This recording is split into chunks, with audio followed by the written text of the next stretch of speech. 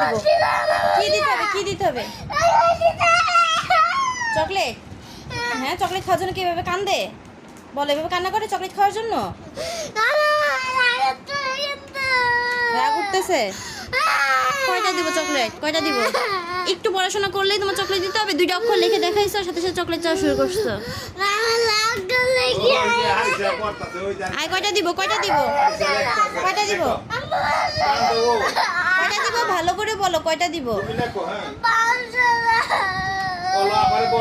দিচ্ছি।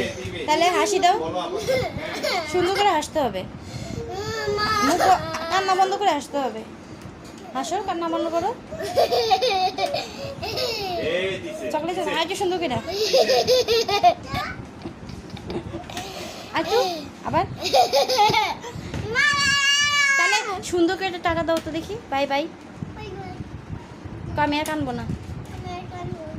তাহলে চকলেট না দিই? আচ্ছা দেবো দেবো দেবো দেবো।